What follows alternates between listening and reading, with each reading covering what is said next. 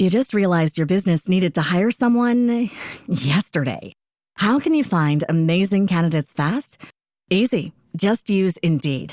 Stop struggling to get your job post seen on other job sites. With Indeed sponsored jobs, your post jumps to the top of the page for your relevant candidates, so you can reach the people you want faster. According to Indeed data, sponsored jobs posted directly on Indeed have 45% more applications than non-sponsored jobs. Don't wait any longer. Speed up your hiring right now with Indeed.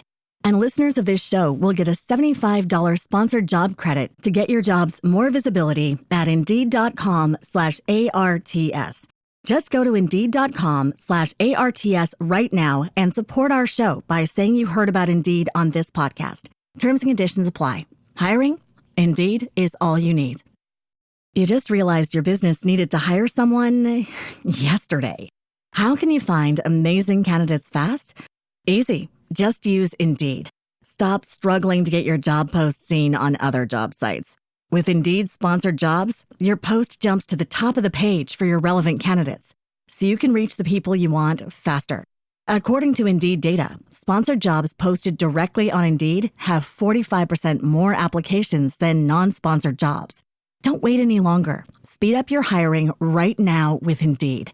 And listeners of this show will get a $75 sponsored job credit to get your jobs more visibility at Indeed.com/kidsandfamily. Just go to Indeed.com/kidsandfamily right now and support our show by saying you heard about Indeed on this podcast.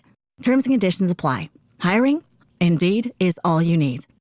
Hi, I'm Zach Waters, and welcome to another episode of WTF-STOP Photo Talk, where I chat to photographers about their life and connection to the world through photography.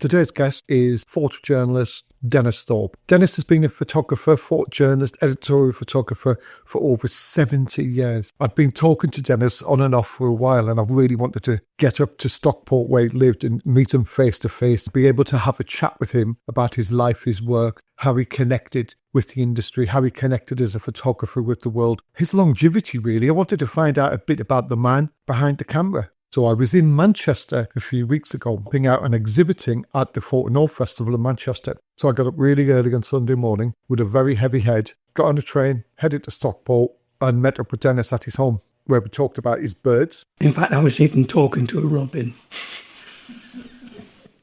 And I remember saying to the robin, "What am I doing wrong?" Him and Andre Curtage hanging out in Salford. I remember saying to Andre Curtis, would you like to have a look at Salford with me? And how important his children were to him throughout his career. I was on the Daily Mail in the early days. I would find myself on the night shift most of the time in the early days. And I found it was wonderful because I could spend time with the family and I could take the kids out. Yeah. And then when he was making me a cup of tea in his kitchen, I asked him, "What are you up to, Denis?" What am I up to now? I've been concentrating on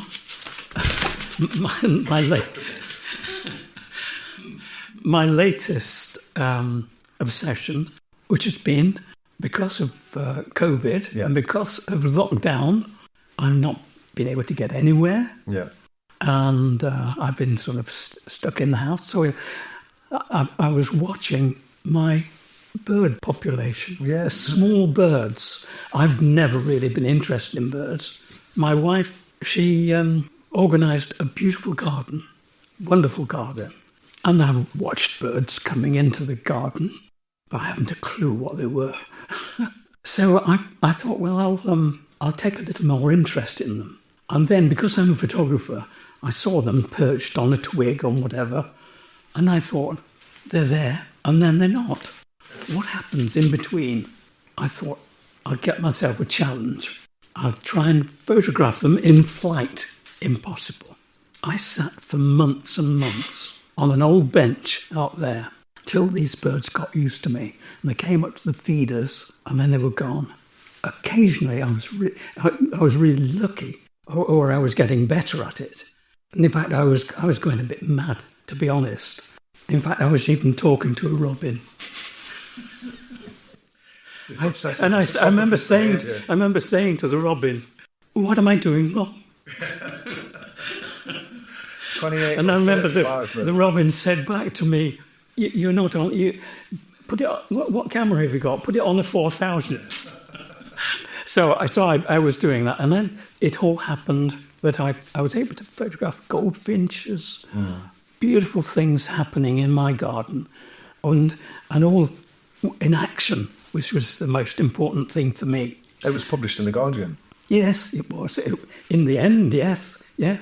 My Guardian colleague, Chris Thomond, he saw what I was doing, so he kept taking the odd file and putting it into the Guardian as a bank of pictures. You've had a number of books out. You've had at least 5 I know of. You've had View from the North, On Home Ground, The Guardian, 100 Years, Long Exposure. That was the Manchester list. Yes. Shepherd's Year, and Denis Thorpe, 2000. But while I was sitting here, and I got you to sign my View from the North, which was published by Blue Coat Press, you just piled up a stack of books next to me. So let's go through them. And we can talk about this one, which you've just been talking to me about. So what have we got here? We've got The Family.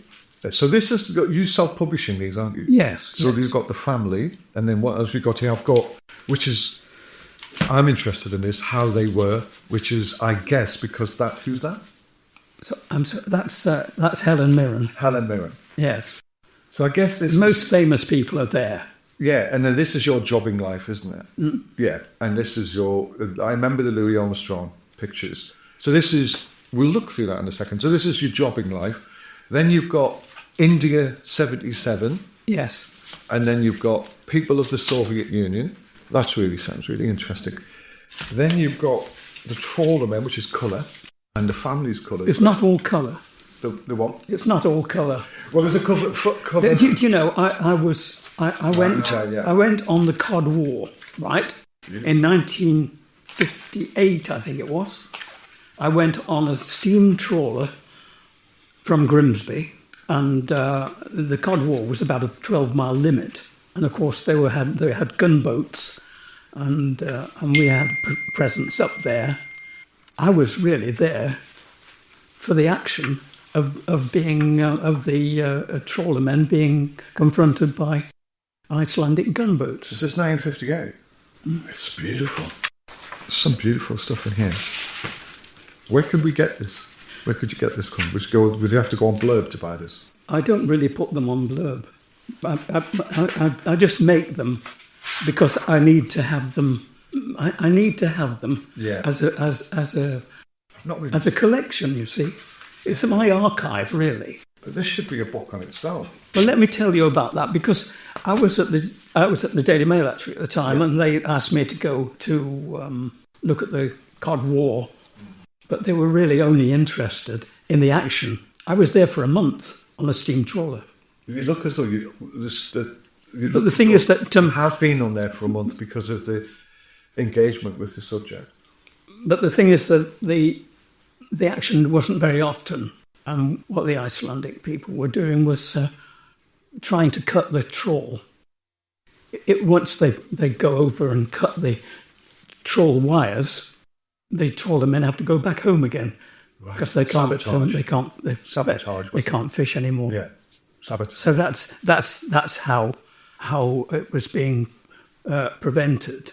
Right. So not a very easy thing to photograph, but I did photograph the. Now the thing is getting my photographs back.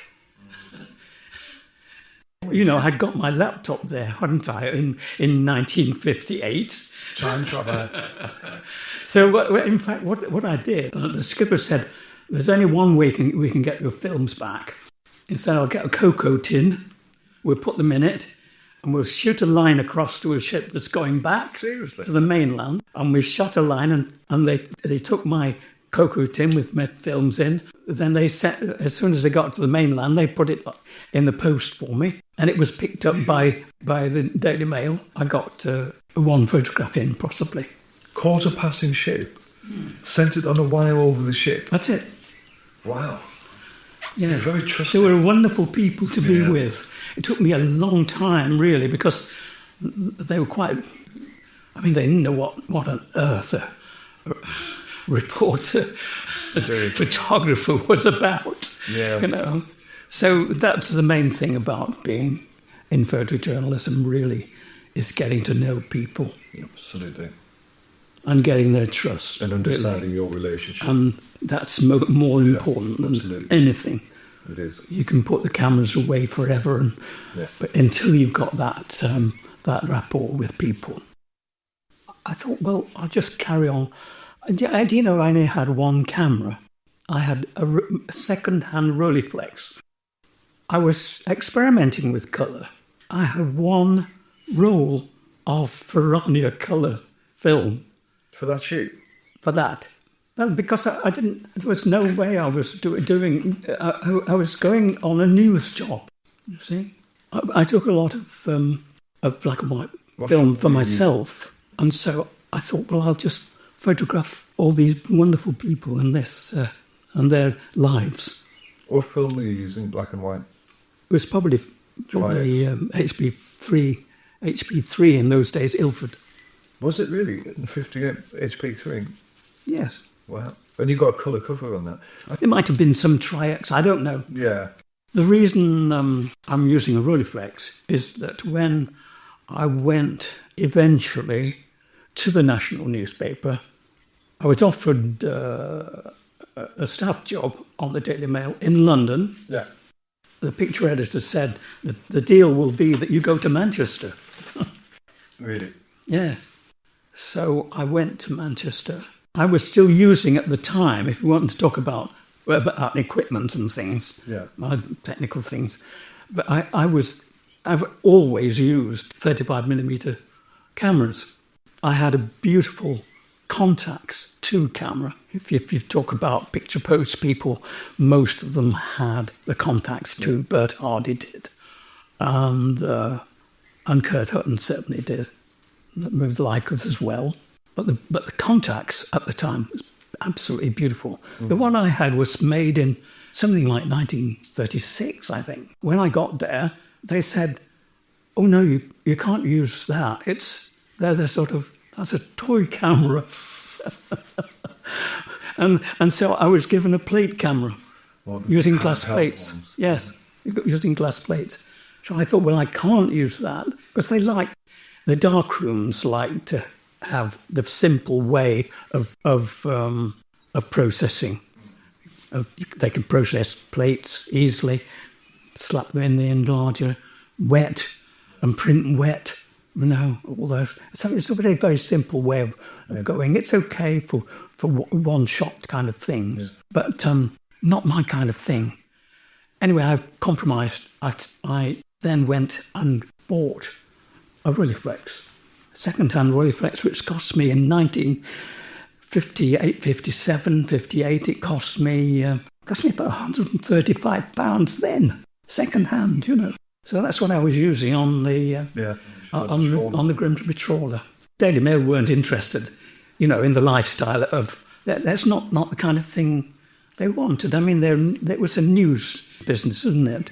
And they're not really interested in a picture story of the lifestyle of Let's go back before the Mail. Let's go back into your early childhood and the time which led up to you realising photography was what you wanted to do. Can you take me there? I can take you right back. Good. I mean, it wasn't photography that I was interested in.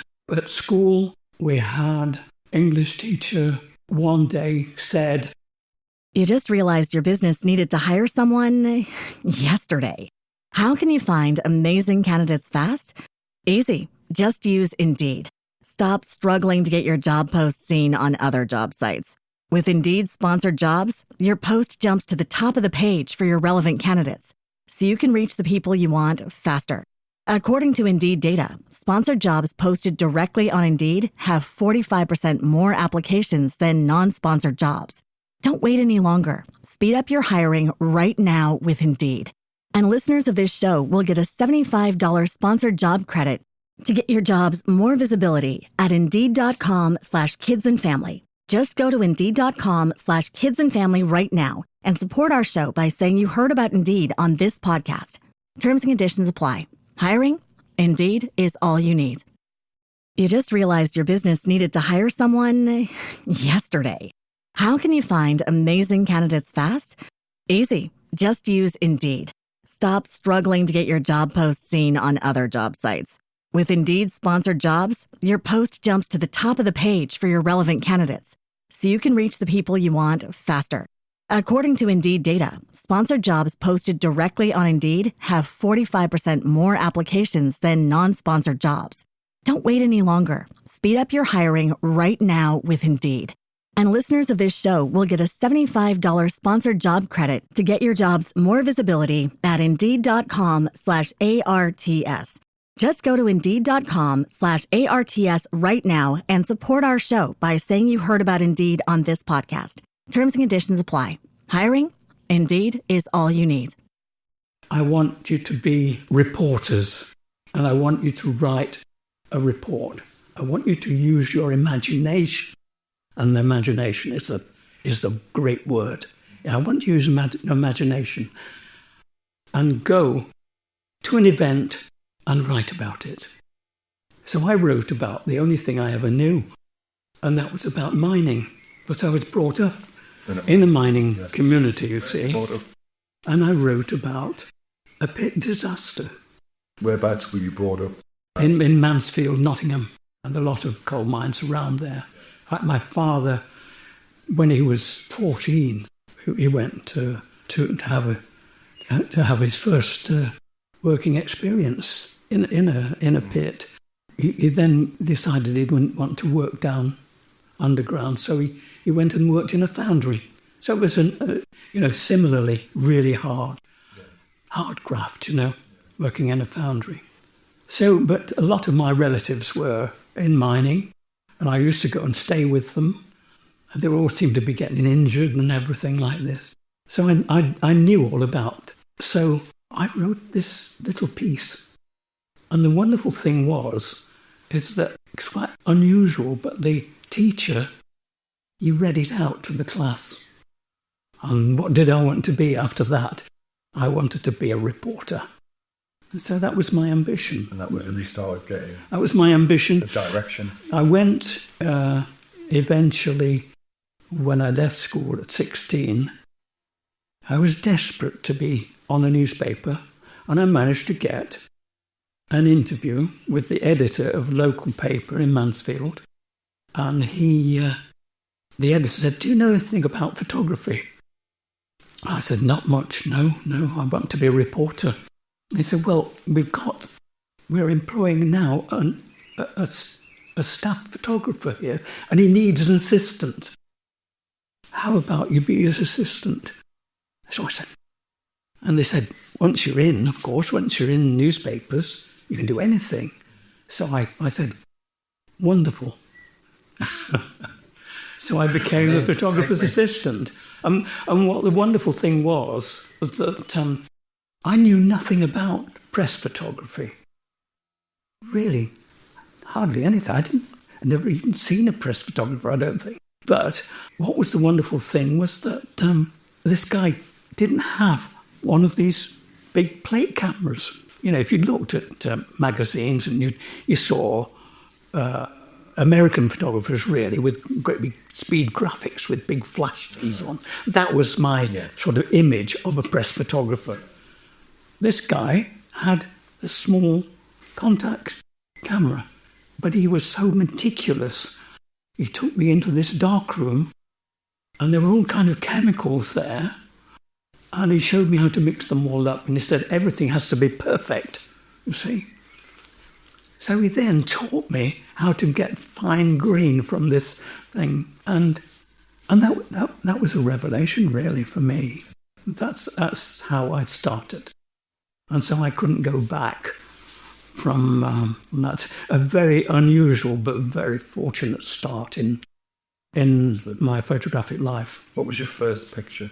My first picture, one of my first pictures, I think, was because I could eventually borrow one of the cameras. You know, my first picture was from my bedroom window, and it was like a sort of silhouette of people walking.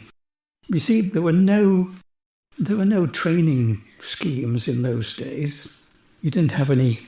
I think there was probably one college, I think. Yeah. I used to go to the Mansfield Public Library and I would look around, try and find books. Hardly any books that told you about. They would tell you technical things, but they didn't show you anything about photojournalism and things. And I went to the arts section. The only pictures I could find and I liked were the Impressionists. Amazing. Yeah. And I liked them very much. And I thought that Degas, for instance, I looked at his pictures and I thought, there's something wonderful about these. And then I discovered Degas were doing ironing and laundress. They were ironing away with this flat iron. And I thought, my mother does that. So that's why I then thought, I'll take those kind of pictures. And I thought, I'm sure I could take a picture like that. And the light, and of course, one of my favourite pictures is my mother ironing away and the light coming in through a fan light in the doorway. And in a way, could that be your first picture where it really made a difference? That made a big difference to me. Yeah, interesting. And so I could find that I could capture, not just make a record, but I could get the sort of feeling of where I was. And so I get the atmosphere and take people into my world. It was so wonderful, really. It is, absolutely. And so the main thing is, where do you go to use that business? Well, then the next stage would be, who was your sort of major influences of the time? Who took you on to the next level? Apart from, I would say, the staff photographer from the newspaper. Yes. He must have been instrumental in your movement. He was. I mean, the thing was that he actually left. And he left the paper, and the editor said, well, you know all about it now. You become the staff photographer. And I was 17. Wow. Amazing. You just realized your business needed to hire someone yesterday. How can you find amazing candidates fast? Easy. Just use Indeed. Stop struggling to get your job post seen on other job sites.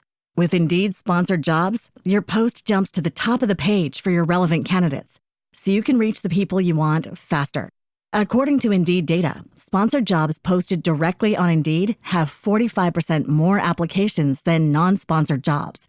Don't wait any longer. Speed up your hiring right now with Indeed.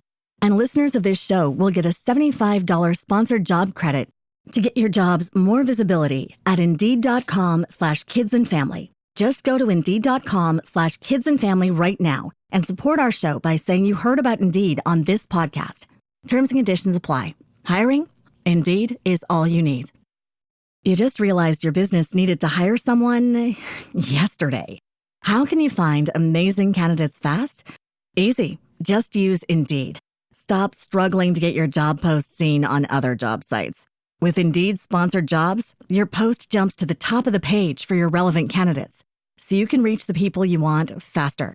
According to Indeed data, sponsored jobs posted directly on Indeed have 45% more applications than non-sponsored jobs. Don't wait any longer. Speed up your hiring right now with Indeed. And listeners of this show will get a $75 sponsored job credit to get your jobs more visibility at Indeed.com/ARTS. Just go to Indeed.com/ARTS right now and support our show by saying you heard about Indeed on this podcast. Terms and conditions apply. Hiring? Indeed is all you need.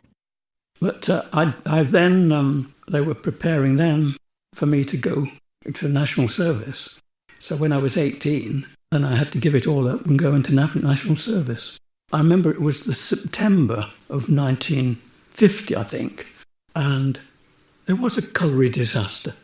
And I went, and it was not far away. It was at a village called Cresswell.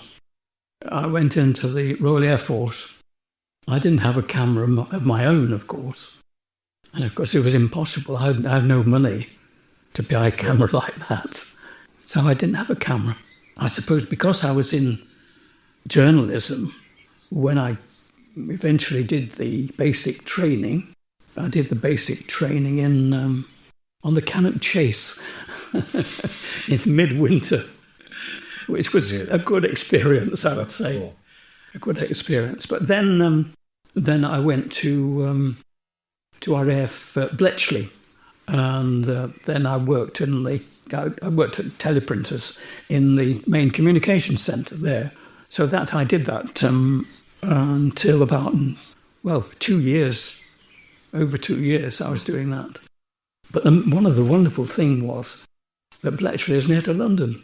And I was interested, and a lot of my friends, we were interested in trad jazz at the time. And so it was only a train ride to 100 Oxford Street, where we went to the London Jazz Club. And there was Wally Fawkes, Bamford Littleton, and all the people. And that was a great interest for me. And I didn't have a camera to photograph them, But I listened to the music, and I enjoyed that very much indeed. But so then I got to like the idea of London. I think we used to stay in the Union Jack Club. We stayed in the Union Jack Club. You could go to reception, and you could get a ticket. I saw my first opera. Yeah. I saw a Magic Flute at Covent Garden. Accessible, everything was accessible. So really being in the Royal Air Force was quite a bit, broadened the horizons incredibly. So you were getting a bit rusty, I think, with your photography then, because you wouldn't be able to do. I wasn't doing anything. So what put you back on track? But when I went back, of course they welcomed me back to so everything just sort of stopped for people when they did national service. You sort of, if you left a job, it would still be there when you. It was there. Yes, gotcha. They had to take me back. Gotcha. So I went back to the weekly paper, and I sort of, I think I developed my interest really in photojournalism, really. But you were a changed man then, I would presume. Yes, an adult, yes. Gone. Yes. A bit more of a worldly man now, weren't you? I mean, this is something that so many of my contemporaries, I know, recall, and that is that there was a marvellous magazine at the time called Picture Post. That's right. I remember my uncle took it he'd been taking it from day one, 1938 I think it was. And I used to go and look at it, and I thought it was absolutely wonderful. I thought, well, that is the kind of photography I would like to do. Bert Hardy and... Yes, all those people. So that was my ambition, really. So I got a portfolio of work in between doing my weekly newspaper work. The paper was very good because they would occasionally use my own kind of pictures. But I built up this portfolio. I thought I'd go and see Picture Post. So I went into London and met Picture Post people. They were so kind to me. They really were. I met a man called Bill Stacey. I think he was the picture manager. He managed the photographers. And he was so helpful to me, and he gave me a great long list of people to go and see, He introduced me to a Picture Post writer who had started a picture agency. This Picture Post writer was David Mitchell, and he'd started this agency. And I went to see him, and yes, go out for a drink, whatever. And, absolutely wonderful. And I remember going out often with him. I couldn't live in London, not on my weekly paper.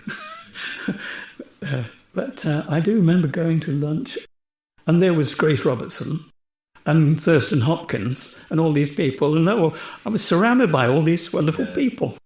So Picture Post was my ambition, really. But if you've got no money or anything, that's the main thing. You've got to live, haven't you? So I was really rock bottom, actually, and I decided to leave the weekly paper, but it was a very difficult time then. Very difficult to do freelancing. We didn't even have a phone at home. Can you imagine? I can imagine. It was very different. So very different. I'm talking about early 50s, and it's very difficult. Picture Post folded not long after that. Well, I'm coming to that. Oh, sorry. Yes. The thing is that I have to have a life. And so I got a job on an evening newspaper in Northampton. And that was wonderful. There were all young people there, absolutely wonderful. And I enjoyed working there. Then that came to an end, and I went then from there to the evening newspaper in Lincoln. I then went.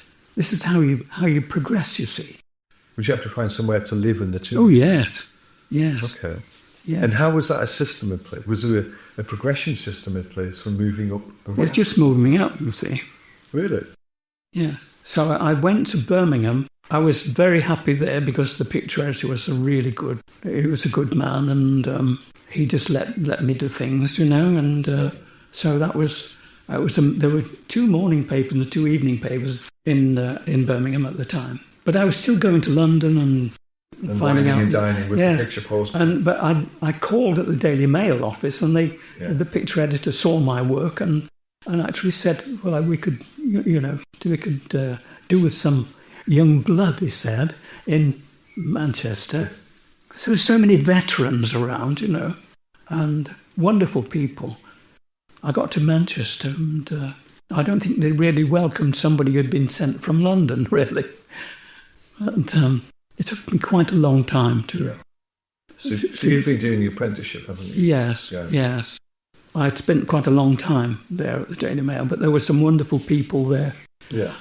The chief reporter there was a wonderful man. He taught me about tenacity. Never let go of anything, Keep on, never take no for an answer. Yeah. He was a great reporter. I really liked him very much. He was, he was quite an inspiration, really. And the kind of assignments you would get, very newsy, not the sort of things I really wanted ever to do. The idea of doing a photo essay would have been, they wanted really great single immediate impact pictures, really. What was pushing you to want more than just a single image? What was in your head? All my early ambitions, really. I used to take Life magazine and Picture Post, and then I started to get books. In Life magazine, I've still got it here. I've still got it. I've got the Ernst Haas, right? New York. I thought it was wonderful. Ernst Haas was obviously an early influence. Oh, great influence. When you saw that, then of course I knew all these names. Yeah. All the early Magnum people. Yeah. And of course I tried to collect whatever books I could and learn from them, really. Yeah. How did they tick? What made them tick, That's what we all do, though. Yes. So that was the way I progressed, really. Of course. And then there was another young photographer on the Daily Mail at the same time as me, who was Graham Finlayson.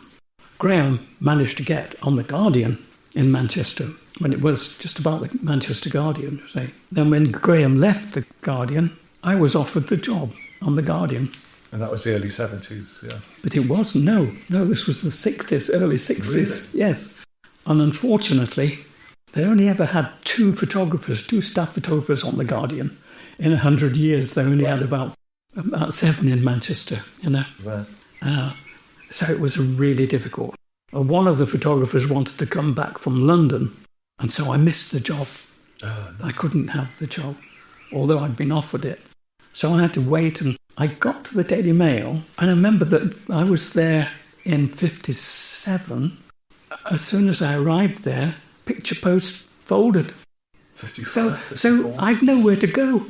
Oh, your dreams had been shattered. Oh, my dreams had gone. So I'd nowhere to go then. You just realized your business needed to hire someone yesterday.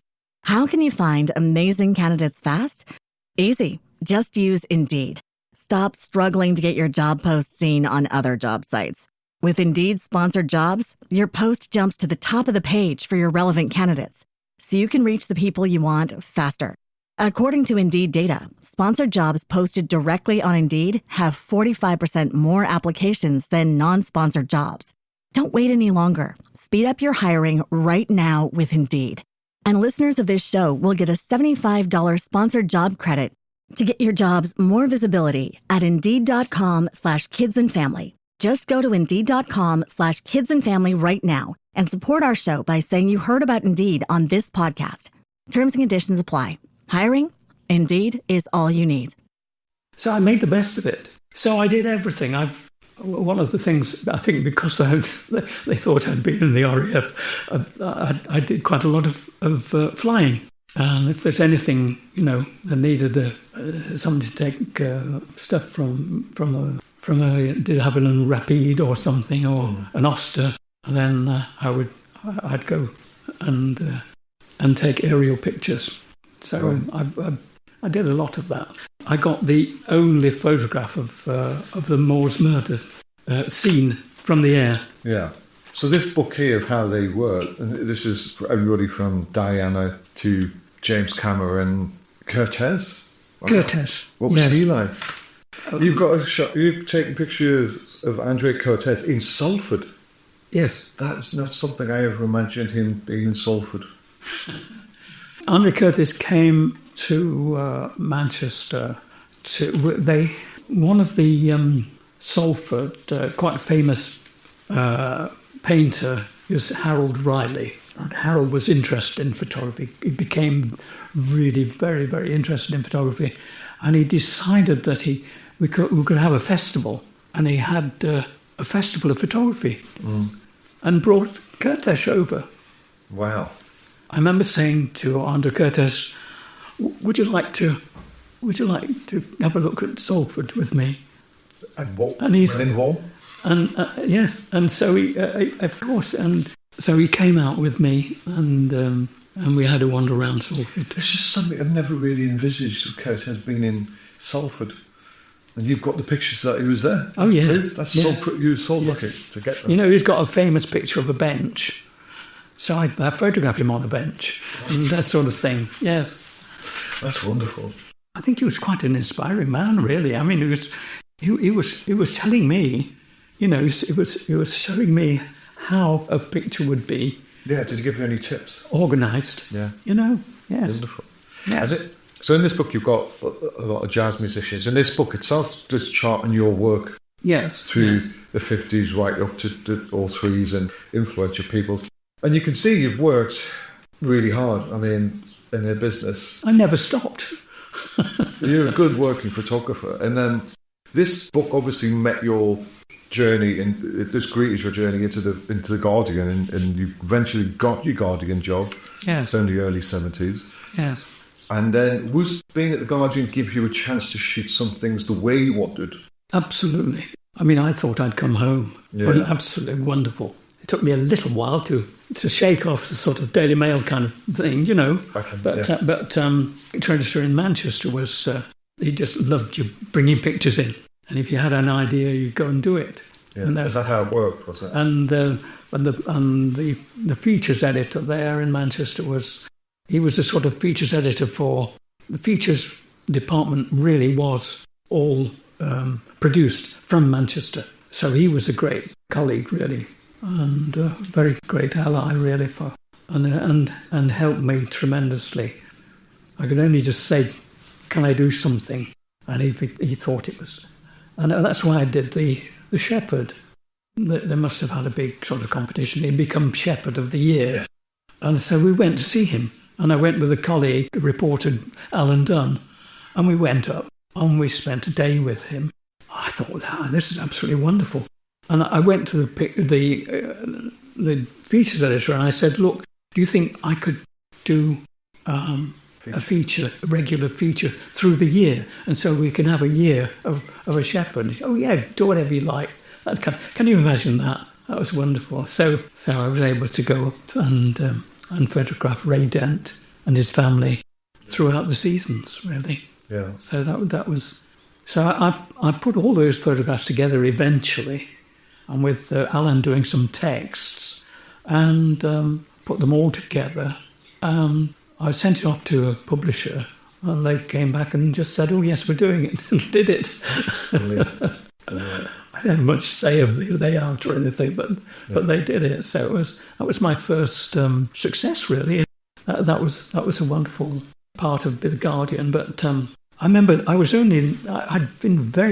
hadn't been anywhere abroad really for the Daily Mail. But I think the nature of the work you were doing wasn't going to send you abroad, was it? 'Cause No, you were doing no. local, regional, countrywide news work, weren't you? yes, but I remember the foreign editor said it was family. It was really people. Everybody was interested in what you were doing. Yeah, you know, it was a good group to run. Everybody, and it was an office where people bounced ideas off people. You know. And that was a wonderful thing of when you went into the office that would happen. And so, I mean, the foreign editor said to me, "I'd like you to go to the Middle East, Dennis. I want you to. We've got an interview with King Hussein." And I said, "And then I want you to go to the Emirates." I said, "You can do all this." And he said, "And then I want you to go eventually to Israel." I met up with the Middle East correspondent, David Hurst, and we went to see King Hussein. Absolutely,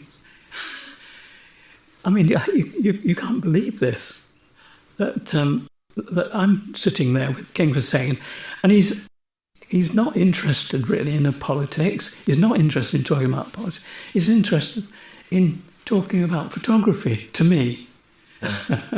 And talking about my family and everything. And so wonderful moments like that. At the same time, I could go to somewhere like Petra while I was waiting, you know. So how was that as a first ever overseas job, though? All them years of training, you ready for that moment? And yes. And weirdly, you connected with the subject. It doesn't matter who it is, because that it's the king of whatever. Yes. And our job, we have privilege that we get to meet these sort of people and find out that sometimes they're not human, but most of the times they're human. They are. And there's a connection there, isn't there? And we're very privileged in this industry that we experience that. But you've still got to create the work, you've still got to get the job. You've spent 30 years getting to that point, 40 years getting to that point. You were ready for it. When Alan Rutsbridger came to The Guardian, he had an idea that he would send a team of people to a place, and there would be all the specialists, you see, the politicos and the people like Michael Billington would be going, and from the theatre, and so there was a good team of people. I remember we went to Moscow. It was quite a big team with Polly Toynbee and Waldemar Janacek was there. Just going to read short, because you've got a book here, which is People of the Soviet Union. But the thing was about the Soviet Union was that I had a friend at Manchester University who had been at Cambridge, and he'd been learning Russian at Cambridge, and he rang me one day and he said, "I've got a bursary, he said, I've never been able to speak Russian. I want to go. Will you come with me?" You see? So I did. We spent, we had a few trips of our own to Moscow and St. Petersburg and over into Central Asia. Yeah. Yes. So we went right over into Uzbekistan and Leningrad. And all these kind of places, yes. And so that was interesting. So I'd got quite a lot of visits that I'd made to the Soviet Union, really. Yeah. And then I went, at the collapse of the Soviet Union, we went up to to Leningrad as it was becoming St. Petersburg again. Yeah. Yes. So that was another interesting occasion. I went to the life before the Soviet collapse, and that's Oh, yeah. 80s. That was before like the end of the Berlin Wall and all of that sort of Cold War was sort of coming to an end. What was life like then in the 80s in Russia? It was pretty bleak, I think, for people. But for most people. I mean, you could see that photograph of a wedding there. Yeah. That I photographed. I mean, that's it's near the university. Yeah. Where you can see right across from the balcony there. Must have been quite a culture shock for you in a sense, going there in that time, because you were really at the height of the Cold War. Yes. And then going to Moscow, the enemy is such, as they say. Yes. Must have been quite... Because I know when I was there in the early 90s, it was a bit daunting. But I loved it, but it was like, whoa, very daunting. So then it was sort of be quite an interesting place to go. Everywhere you go, everywhere you see... You're seeing pictures. Yeah, absolutely. Well, you do, don't you? But you know what's interesting about that is that you are seeing pictures because it's new, and that's the beauty of going to places like India, going abroad and stuff, because you're not used to the environment, so you're seeing things which are different to what you're seeing. But the skill is being able to create on your own doorstep, and it's being able to create work which is exactly the same focus and same amount of energy and effort and foresight is what's going on right outside your doorstep. And I teach students that. So if you can't look out what's outside of you, create a narrative and imagery, how are you going to do it when you start venturing further afield? Learn to take pictures here. And that's what you were doing. Well, when you went to Soviet Union, you went to India, well, this is another book. You were equipped, you were ready, you knew how to do it, you knew how to look, you knew how to see. Isn't that right? And this trip to India, what motivated this trip? Was this another Guardian job? There was a Guardian, yes. So where did you go here? Well, I went south. I contacted people that I knew. I was on my own, but I'd contacted people that I knew about, and they were helpful to me. There was a nice guy he was like picture editor of a paper in what was then Madrid. Yeah. Madras. I'm sorry. That's it, yeah. That's what Madras. And so I spent time down there, and then I went to Calcutta and just walked around, and I went to Mother Teresa's house and all this sort of. That's a great shock, was Calcutta. Totally different culture. Quite a shock. What was the story about you not being able to afford a black Leica? When you taped up your Leica, a silver Leica? Well, I because I presume you're shooting a black. The thing is, all these cameras were always quite expensive, weren't they? Absolutely. So I got I did buy a Leica M2 and with a 35mm 1.4, and that's still my favourite camera. But I might put some black tape on it. You taped up a Leica. I think I'd heard that. But I think I'd heard that Cartier-Bresson did it. Quite a lot of people did that. No, I really couldn't afford to buy a new M2 at the time. But I have a big family, you see. Yeah. I was on the Daily Mail in the early days. I would find myself on the night shift most of the time in the early days. And I found it was wonderful because I could spend time with the family, and I could take the kids out. Yeah.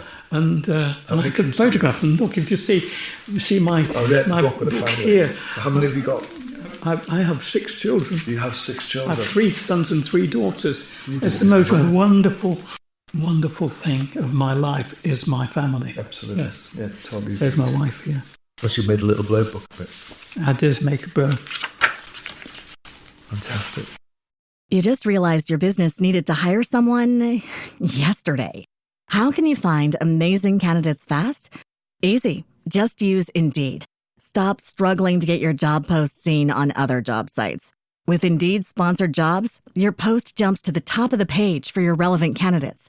so you can reach the people you want faster. According to Indeed data, sponsored jobs posted directly on Indeed have 45% more applications than non-sponsored jobs. Don't wait any longer. Speed up your hiring right now with Indeed. And listeners of this show will get a $75 sponsored job credit to get your jobs more visibility at Indeed.com/kidsandfamily. Just go to Indeed.com/kidsandfamily right now and support our show by saying you heard about Indeed on this podcast. Terms and conditions apply. Hiring? Indeed is all you need. Is that in the newspaper? That was in the Daily Mail. Wait, you got your wife in just after birth? Yes. And you've got her in the Daily Mail? Well, I didn't get her in the Daily Mail. Well, it's a long story, this picture. Your shot says she ended up... Do you want me to tell you this long story? I could tell you this long story. The long story is that I photographed my wife and the midwife like this just after the birth of my second child, who was Jane. I always kept in touch with a wonderful man in London who I'd met right at the very beginning of my quest into real photography. When he was called Norman Hall, and he was the editor of Photography magazine, and he was a great guy who really supported me.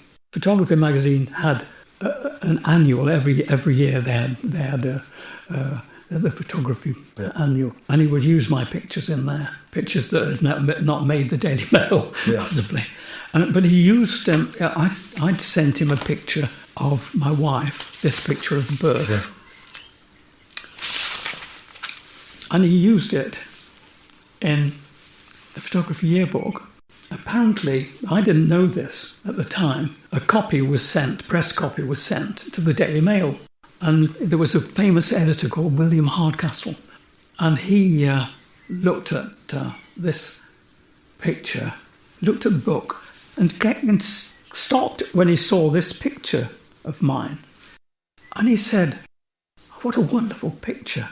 Find out who the wife, who the woman is, who the midwife is, find out who the photographer is, and everything." So we got the Daily Mail London news desk to find you all. To find it all.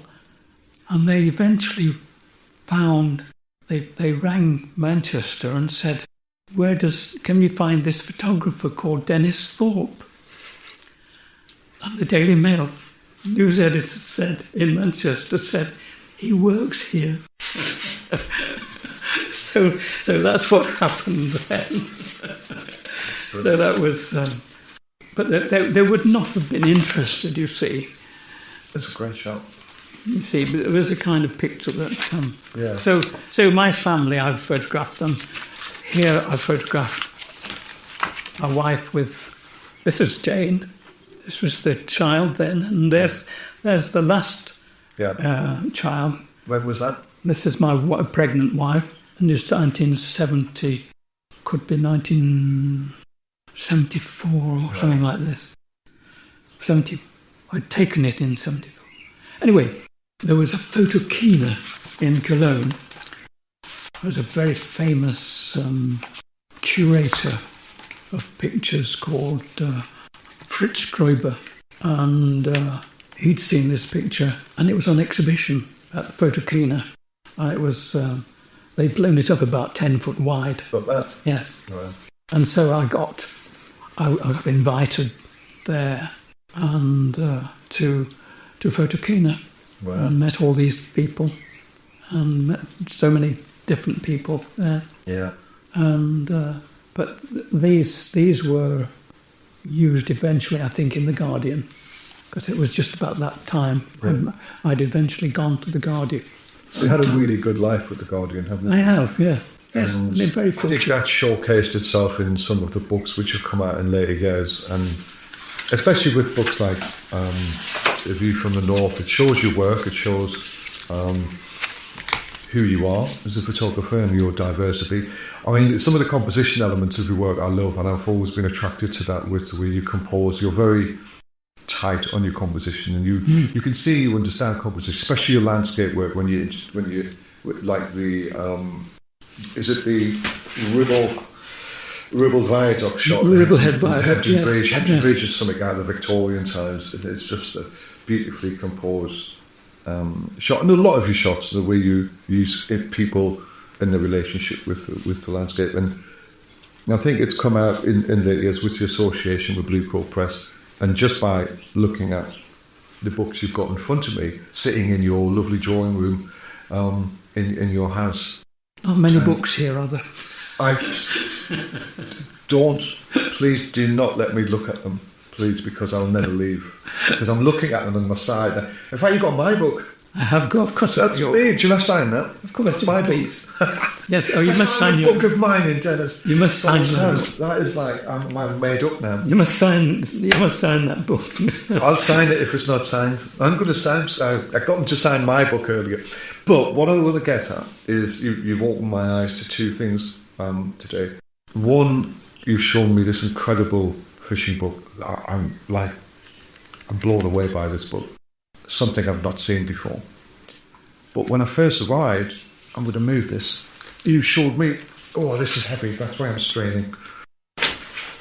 Showed me this book, which is, it is in a style of a bit of like Blue Crow Press style, isn't it? But you made this book. Dennis has just handed me this massive book, and it's heavy, and it's called On Assignments Abroad.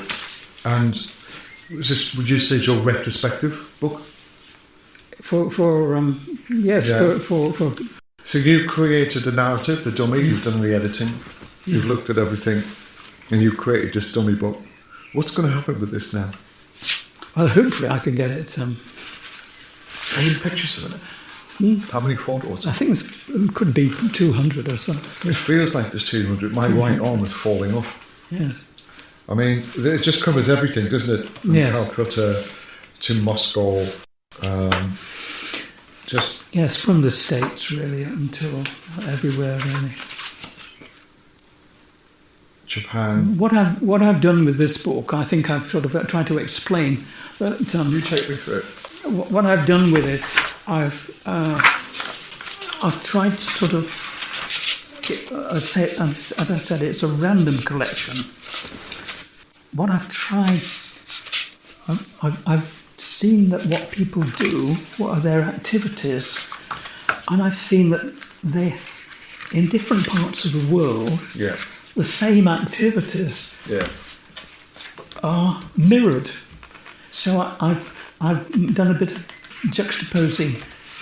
Say, here we have the passengers on the subway in New York and passengers in Yokohama. Right, so you juxtapose them both. It's almost like a diptych, isn't it? Two shots. Yeah, so train. you know, and that's what's that? Is that's two shots as well? Yes. I like that. It's like but then we've got the silhouettes. I've been to Zagros, seriously, but yes, there's a chef. Yeah.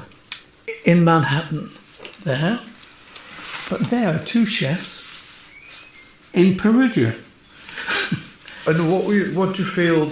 What's this book about? What do you feel you're trying to say with this? Well, it's just about my world, really, and the way I see it. I'm in Rikers Island prison here. Where's that? In New York. Yeah. Rikers Island, and there's a prison guard. Yeah.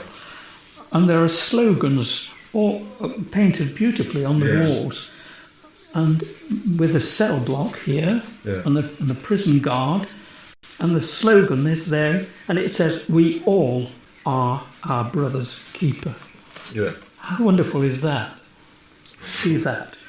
And then, I mean, miles away, right over in St. Petersburg, at a penal colony, and they're standing in the middle of a scene which, goodness knows, you couldn't believe. You think you'd have to make it. But what they were doing was, in this penal colony, they were making laminated furniture, And so they were using a lot of steam around. So there was loads of steam coming out, and this prisoner standing in the middle there, and I made a portrait of him in the middle of this workshop with screens. He almost looks like a ballet dancer. Absolutely. Doesn't he? Yes, yes. Very theatrical. And that's St. Petersburg. So wherever I've been, I've just tried to photograph ordinary people going about their ordinary lives, whatever they're doing. Do you think what's next with this book then? Do you think that'll be, you're going to get this published? Is this going to happen with Blue Coat Press, do you think? Well, I would hope so, yes. I would hope so. Yeah. And what about this Trawlerman? Because you've got to do something with that. The Trawlerman, yes. You have to do something with that. I have to do something with it. You do have to do something with that. I'm demanding you do something. I will. Because that is sort of... It's very different to what you shot, in a sense. Because it's been square format. It is a different... It sounds complicated. It is and it isn't very different to what you've normally shot. But there's a difference about it. There's a difference. There's a lot of... Is there a naivety to There's that? a lot of years. You were white in their faces. There's a lot of years in between, I'm afraid. Yeah. You had a different approach. That's my very early years, really. Yeah, but for 1958... There's quite a lot of early years there. Yeah. That's pretty accomplished. But a very different style to what you went on to actually maintain, do. Obviously, there's influence in there, but there's a style. There's something very different about that. It's so beautiful. I can't believe I've not seen this. That is blew me away. That's where I've always wanted to be, I think. What, on a trawler, passing your tin out to a passing ball? Yes, I've always wanted to be in that, in a situation where I can observe people, Evolve. And be involved with people. Yes, yes. It's like fascinating listening to it. Who's been your biggest influence in your life in terms of your photography or just your general life in general? I admired so many people and photographers, really. I mean, it would be wonderful to say that I got tremendously inspired by privilege of having to walk around Salford with Andre Curtage. Inspiration comes at different stages of your life, doesn't it? It does. No one person really would say. I mean, I was so pleased to meet Bert Hardy, and I mean, he'd been quite a big influence in my early days, seeing all his pictures. Yeah. And I went to photograph him, being there somewhere. Yeah. And, but as people at the time was like Humphrey Spender, all of these sort of people in that period who were around here, like photographers from this area, because you were, this is where you come from. So Humphrey Spender was a particular photographer. There was a lot of, with the mass communication group in Bolton and Blackpool, the mass observation group. Did you link into any of that when you? I did meet Humphrey Spender once. Yes. Yeah. Yes. But were you aware of what they were doing at the time? Yeah. Yeah. Was that in any way a sort of influence on you? What was Spender like? I only met him once. With other people. So. Yeah. What about your archive now? Where's all your archive? Well, my archive really will be. I'm working at it, and you see, you saw those pictures of the colour in the Trawlerman book. Yeah. Now, colour was difficult. Mm-hmm. I took a lot of pictures of on Kodachrome. Yeah. During my early years, they couldn't do anything with them. Mm-hmm. What do you mean by couldn't do anything with them? Well, you couldn't print them. Right, gotcha. Or you could have them printed, and that cost a fortune. Yeah.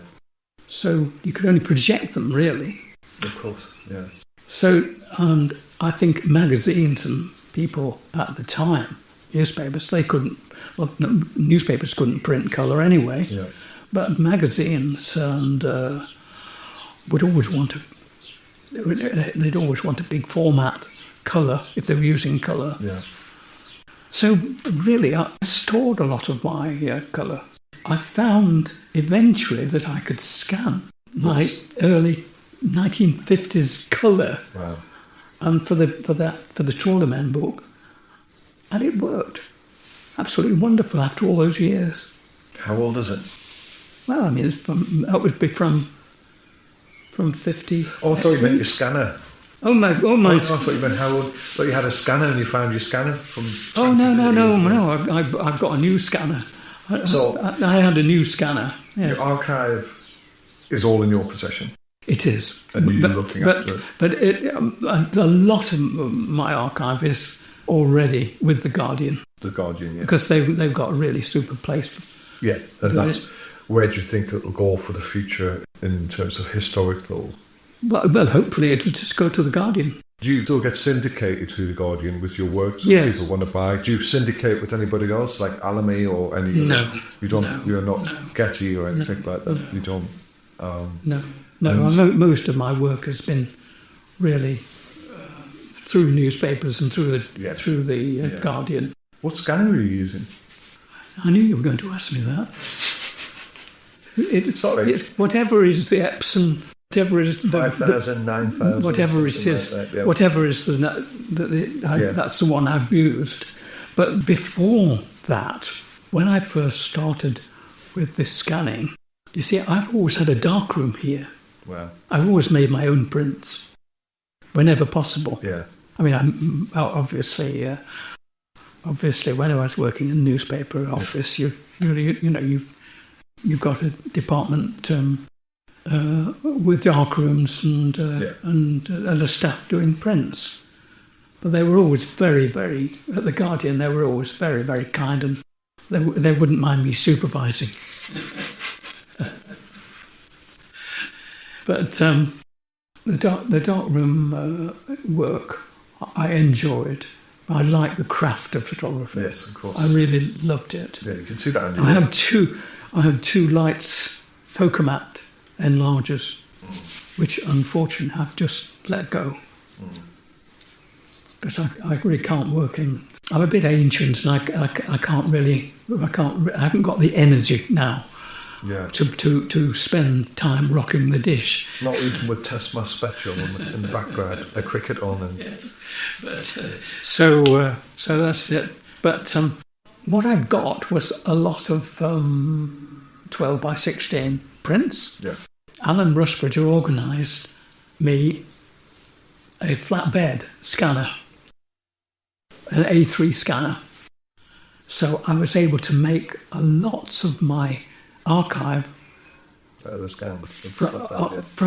the original prints. Yeah. You know, where I'd made all the... Instead of photoshopping, I'd actually done all the work in the darkroom. Right, yeah. See? Yeah, but it is the same thing, really, isn't it? It's I'd done all the work in the darkroom.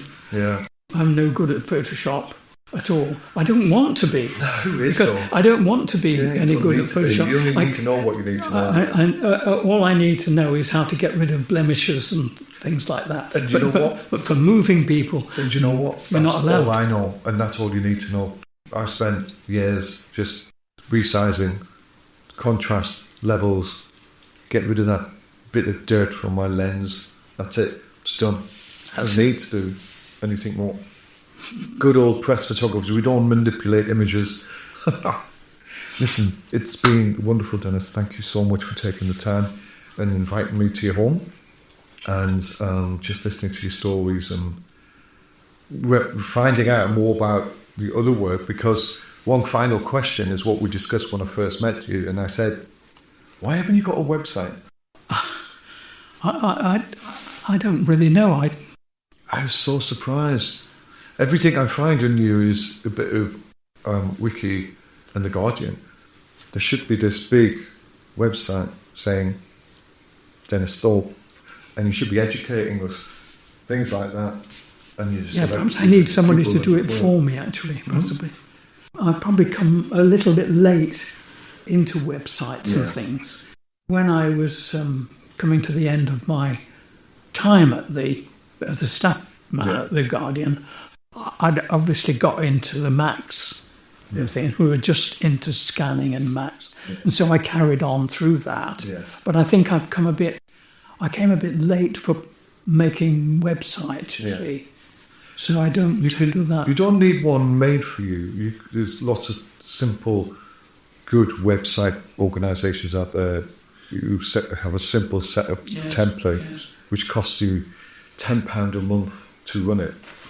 And you should have somewhere to show kind of your archive and show who you are. Perhaps one of the family might be able to do it. My son Peter is a photographer. Dennis, it's been wonderful, and I look forward to seeing your website soon. Well, thank you so much. It's been a real pleasure listening to you, and let's just keep me updated. Thank you. Well, I'll be able to go and photograph my birds again now.